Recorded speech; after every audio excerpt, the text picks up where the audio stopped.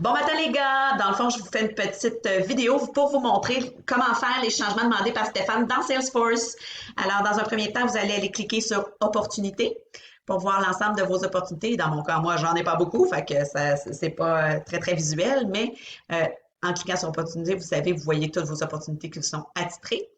Pour pouvoir les classer en date, vous allez aller cliquer ici sur Date de création.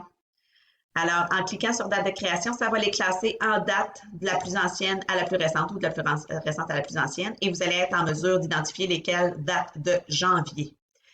Donc, pour toutes les opportunités de janvier, on va aller cliquer sur le nom de l'opportunité. Et là, on vous demande de nous dire qu'est-ce qui se passe dans ce beau dossier. Alors, deux situations possibles. Soit vous l'avez rencontré et puis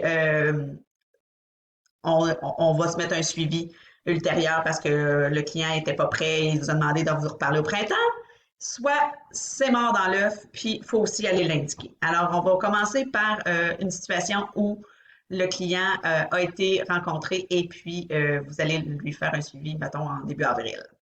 Donc, ce qu'on vous demande de faire, c'est d'aller indiquer ici à jour l'étape. Donc, l'étape, dans le cas où je l'ai rencontré, c'est plus à proposer, mais on serait rendu à documenter la vente s'il y a lieu. Donc, on va aller mettre documenter la vente. Ensuite de ça, on vous demande d'aller indiquer le montant de ce qui a été proposé minimalement. Donc, si vous lui avez présenté une MLA, par exemple, vous allez indiquer le montant proposé et une date de suivi. Donc, si c'est une rencontre de janvier, bien, probablement que vous êtes bientôt dû pour lui reparler. Alors, vous allez indiquer une date de suivi et enregistrer ceci. Donc, ça ne dira plus dans le système que c'est une nouvelle opportunité que vous n'avez pas rencontrée. Ça va refléter la réalité. Ça, c'est dans le cas où vous avez été en mesure de rencontrer le client et que vous, c'est pas mort encore. Si c'est mort dans l'œuf, ce que vous allez faire, c'est encore une fois aller modifier l'étape, mais cette fois-ci, ça ne sera pas pour documenter la vente, mais pour abandonner, pour indiquer que c'est mort. Il n'y aura pas de date de suivi indiquée, ça va donc rester vide. Vous allez indiquer quand même le montant de ce qui a été offert et la raison de l'abandon. Si c'est le prix, la concurrence, d'autres raisons personnelles, vous allez pouvoir l'indiquer dans la liste ici.